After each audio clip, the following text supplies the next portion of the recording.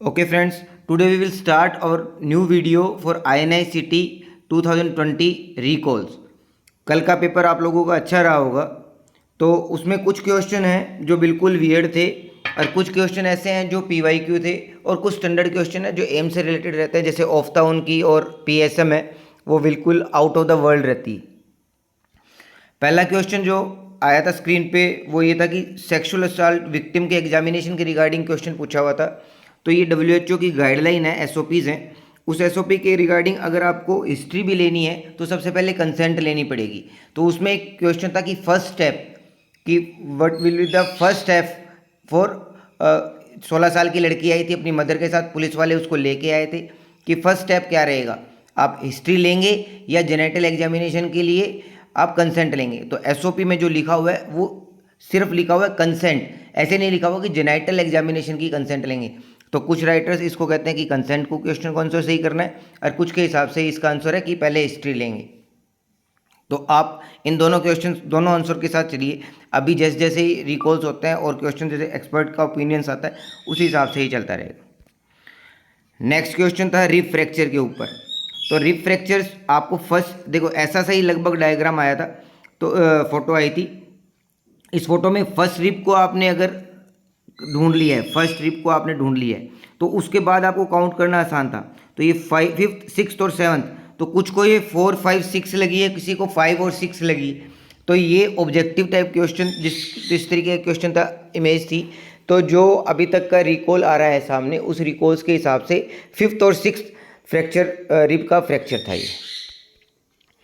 Next question हमारा इसमें आया था एक मैक्यून एल्ब्राइट सिंड्रोम के रिगार्डिंग। उसके अंदर प्रिकॉशियस प्यूबर्टी था, कैफ्यूलेटेड मैक्यूल्स थे, पॉलीसिस्टिक फाइब्रोसिस डिस्प्लेजिया का उसमें ऑप्शन था। तो ये इसका जो सीधा सीधा ये सारे पॉइंट्स दिए हुए थे और उसके अंदर आंसर था मैक्यून एल्ब्राइट सिंड्रोम। नेक्स्ट क्वेश्चन हमारा आया था एक द स्कोफ क्राइटेरिया। स्कोफ क्राइटेरिया वो ईटिंग डिसऑर्डर इन एडल्ट्स के लिए करते हैं। उसमें क्या पूछते हैं, do you make yourself sick because you feel uncomfortably full, अगर आपका पेट भरा हुआ लग रहा है तो आपको सिक महसूस कर रहे हैं। लॉस ऑफ कंट्रोल, अगर आप ईट पे आपका हो रहा है कि आप कितना खाना है ये आपको समझ में नहीं आ रहा, ये स्कोफ क्राइटेरिया के अंदर है। तीसरा पॉइंट आता है कि मोर देन 1 स्टोन, पिछले आपके कुछ टाइम में आपका जो है वेट में लॉस हुआ है, या फिर आपको खाने की वजह से आप बहुत ज़्यादा पतले महसूस कर रहे हैं, या आप अपनी लाइफ को फूड की तरफ ही डोमिनेट करा रहे हैं। तो ये इस तरीके पहली बार ये क्वेश्चन आया स्कूफ क्राइटेरिया के ऊपर, और तो ये ईटिंग डिसऑर्डर के लिए होता है। एक क्वेश्चन आया था थर्ड पार्ट का रिलेशनशिप था ड्यूडेनम का, और कौन सा रिलेशन था, एंटीरियरली या पोस्टीरियरली। ये एंटीरियर रिलेशनशिप के अंदर था। तो द रूट ऑफ मिजेंट्री होता है, जेजुनम होता है, उसके साथ साथ हमारा सुपीरियर मिजेंट्रिक आर्टरी रहता है उसके अंदर, और ये रिलेशन थे उसके। तो ये थर्ड पार्ट का रिलेशन के ऊपर क्वेश्चन आया था। एक क्वेश्चन आया था एलन टेस्ट का, जो डायरेक्ट ऐसी ही एक फोटो आई थी, इस फोटो को दिखाया हुआ था और पूछा हुआ था टेस्ट कौन सा है। एक फ्रैक्चर का क्वेश्चन था, एक्सरे यही दिया हुआ एक्सरे था, सेम एक्सरे था, और उसमें ये पूछा हुआ था किस तरीके का डिसलोकेशन है। एक्रोमियो क्लेविकुलर डिसलोकेशन था। उसमें ऑप्शन थे कि एक्रोमियो क्लेविकुलर डिसलोकेशन है, यूमरो क्लेविकुलर है, या यूमरो एक्रोमियो क्लेविकुलर डिसलोकेशन है, या सारा ही डिसलोकेटेड है। तो उसमें एक्रोमियो क्लेविकुलर डिसलोकेशन था। एक क्वेश्चन आया था, अल्ट्रासाउंड की फोटो दी हुई थी फेरेंजिन कैप गोल ब्लैडर में।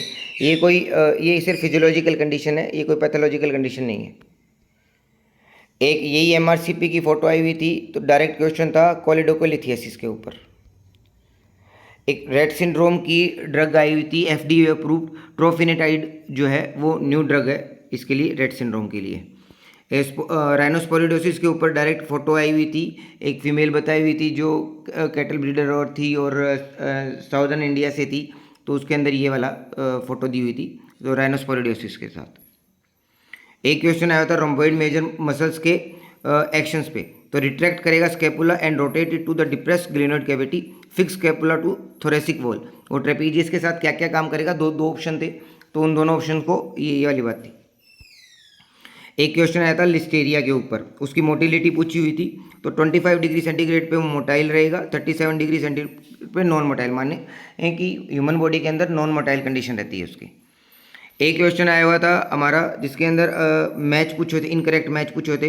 गैस्ट्रिन जी सेल जो है गैस्ट्रिन को सिक्रीट करती है, आई सेल सीसीके को, एस सेल सिक्रीटिन को, और एम से मोटिलिन था। ठीक है, तो एम सेल से म्यूकस सिक्रीट होता है, ना कि मोटिलिन। एक बैक्टीरियल वेजिनोसिस के ऊपर कई क्वेश्चन थे। बैक्टीरियल वेजिनोसिस के ऊपर जो क्वेश्चन थे, एक तो एपिथेलियल सेल एक तो ये पूछा था क्लू सेल कौन सी सेल होती है, तो एपिथेलियल सेल होती है विथ बैक्टीरियल वेजिनोसिस सराउंडिंग होते हैं, जैसे इसमें थर्ड डायग्राम के अंदर भी दिया हुआ क्वेश्चन। एक क्वेश्चन इसमें आया हुआ था कि नॉर्मल फिजियोलॉजिकल कंडीशन में कि अंडरगारमेंट का कलर येलो हो जाता है, इचिंग के साथ शुरू हो जाता है, तो उसके अंदर नॉर्मल फिजियोलॉजिकल कंडीशन थी वो, उसके अंदर कोई बैक्टीरियल या कैंडिडियासिस का नहीं था। ये क्वेश्चन आया हुआ था, इसके अंदर ये जो लाइन है रिलैक्स स्किन टेंशन लाइन है, यही फोटो आई थी, ये रिलैक्स स्किन टेंशन लाइन है। इसके अलावा एक नॉन स्कारिंग एलोपेशिया के ऊपर क्वेश्चन आया था। नॉन स्कारिंग के अंदर एग्जांपल होता है फ्रंटल फाइब्रोजिंग एलोपेशिया। एक क्वेश्चन आया हुआ था जिसमें क्रिसमस ट्री पैटर्न दिया हुआ था, उसका आंसर था पिट्रेसिस रोजिया। इसके अलावा विंड कैसल का क्वेश्चन था ऑल एक्सेप्ट में कौन सी आर्टरी पे विंड कैसल इफेक्ट नहीं होता, तो रेडियल आर्टरी उसका आंसर था। एक बुलस पेम्फिगोइड के ऊपर क्वेश्चन आया हुआ था।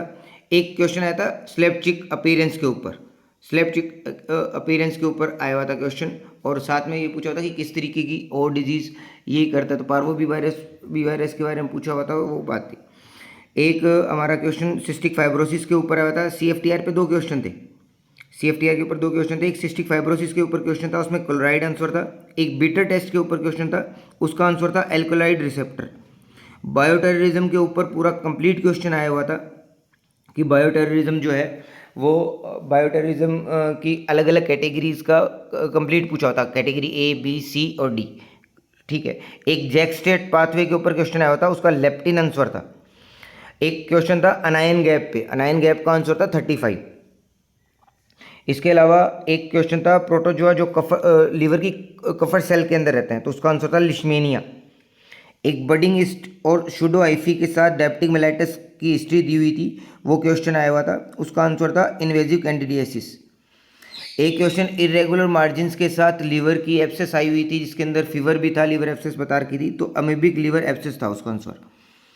एक क्वेश्चन आया हुआ था हमारा diagnosis of CHD Nadas criteria, उसमें माइनर क्राइटेरिया पूछ रखे थे, तो systolic murmur less than grade 3, यही एक आंसर था। उसने मोर देन और इक्वल टू ग्रेड 3 दे सकता था। Absent second sound, absent ECG, abnormal second sound, abnormal ECG, abnormal chest X-ray, abnormal BP, 2 major या 1 मेजर प्लस 2 माइनर, ये डायग्नोसिस के लिए चाहिए CHD के लिए बच्चों के अंदर। एक क्वेश्चन में हमारा क्वेश्चन आया हुआ था कि रेनोला के ऊपर क्वेश्चन आया हुआ था। एक सिलिकोसिस के ऊपर क्वेश्चन आया हुआ था। एक 4 ईयर ओल्ड चाइल्ड का क्वेश्चन था, जिसमें ECG दे रखी थी, हार्ट रेट 103, BP 83/43, SpO2 97% था, with 6 litre oxygen, JVP raised था। तो इसमें मायोकार्डाइटिस और पेरिकार्डाइटिस इस तरीके के ऑप्शन थे, वो दोनों ऑप्शन थे। ठीक है, एक कावासाकी डिजीज़ के ऊपर क्वेश्चन आया था, तो IV इम्यूनोग्लोबिन उसका आंसर था। ड्राई आई एग्जामिनेशन का क्वेश्चन आया हुआ था, उसके अंदर जिसमें ऑप्शन में रोज़ बंगाल सबसे लास्ट में थी, तो रोज़ बंगाल जो है वो सबसे लास्ट में, उसमें जब ड्राई आई की एग्जामिनेशन करते हैं तब था। एक क्वेश्चन आया हुआ था कापलान मीर सर्विलेंस के ऊपर, कापलान मीर सर्विलेंस के ऊपर क्वेश्चन आया था। एक कापा स्टेटिस के ऊपर आया हुआ था, एक नेमोग्राम पे आया हुआ था, एक की 189 के ऊपर क्वेश्चन आया हुआ था। ये 4 क्वेश्चन थे। इन चारों क्वेश्चन का अभी तक कोई ढंग से डिटेल्स नहीं है, तो इनकी डिटेल जब मिल जाती है तो ये पूरा क्वेश्चन, अभी तो सिर्फ रिकॉल है। नेक्स्ट वीडियो के अंदर हम एग्जैक्ट क्वेश्चन जो है वो इनके करके साथ के साथ हम इनका कंप्लीट आंसर बताएंगे, ताकि कोई क्वेश्चन गलत ना हो आगे आने वाले एग्जाम्स के लिए, FMG के लिए और नेक्स्ट नीट के लिए या नेक्स्ट जो भी होगा उसके लिए हमारी तैयारी में कोई किसी तरीके की दिक्कत ना आए। एक डू इट राइट वाले के अंदर क्वेश्चन आया था। डू इट राइट वाले का अंदर इंसर्शन जो इंसिजन है वो उसका आंसर था। एक ब्लैक फुट डिजीज़ के ऊपर क्वेश्चन आया हुआ था। ब्लैक फुट डिजीज़ आर्सेनिक के साथ था। एक क्वेश्चन था मैक्सिमम थर्मोजेनिक इफेक्ट किससे होगा, प्रोटीन, फैट या किससे, तो प्रोटीन उसका आंसर था। एक इसके साथ साथ क्वेश्चन आया हुआ था कि ये पिट्रेसिस रोजिया के ऊपर, तो क्रिसमस ट्री पैटर्न ये मैंने बता दिया है पहले।